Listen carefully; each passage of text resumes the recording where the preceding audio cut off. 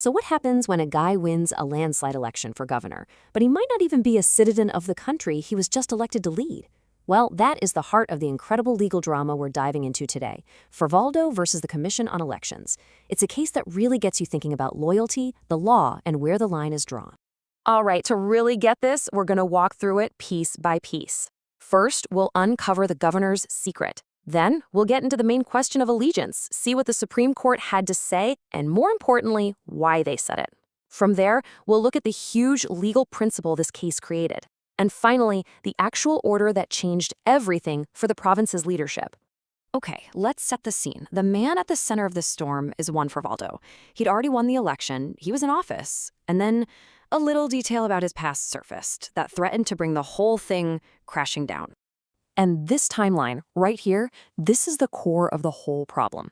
You see, in 1983, Frivaldo officially becomes an American citizen. Fast forward just 5 years, and he runs for, and wins, the governorship in a Philippine province.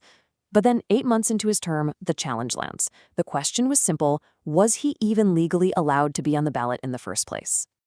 So this brings us to the real legal battle. With the facts laid out, the courts now had to decide between two very different stories about where Frivaldo's loyalty truly belonged. And here's where the arguments really start to fly. On one side, you have Frivaldo's defense. He's saying, look, I had to become a U.S. citizen. It was forced on me by political persecution. He argued that just by running for office, he was showing everyone he was Filipino again. But the other side, they saw it completely differently. They said, nope, you voluntarily gave up your Philippine citizenship, and you can't just get it back by running in an election. There's a formal legal process for that. All of these arguments, all this back and forth, it all ended up at the highest court in the land. It was up to the Supreme Court to make the final, definitive call on Juan Frivaldo's right to govern. You know, after all the complex legal arguments, the entire case, all of it, was boiled down to this one simple question. Everything, absolutely everything, depended on the answer. And the court's answer? Bam! Swift, absolute, and crystal clear. They declared, in no uncertain terms, that he was not a citizen. And, because of that, he was disqualified from holding the office he had already won. But you know, the verdict itself is really only half the story. The why behind it, that's where the real power of this case is. So let's break down the legal reasoning the court used to get to that decision. The court laid out its logic so clearly, step by step. First, they said that when you take an oath of allegiance to another country, that is a direct, undeniable rejection of your Philippine citizenship. Second, they completely shut down his argument that he was forced into it. They pointed out that other famous exiles like Ninoy Aquino faced incredible dangers, but they never gave up their Filipino citizenship. And finally, they made it plain. Getting citizenship back isn't automatic. It takes a specific legal process called repatriation, and just filing to run for office doesn't even come close. And to really drive the point home, the court used this powerful metaphor.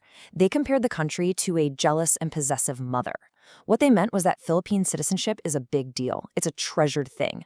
Once you turn your back on it, you can't just casually walk back in. You have to prove with a clear and serious act that your loyalty has truly returned. So this decision was about way more than just Juan Frivaldo.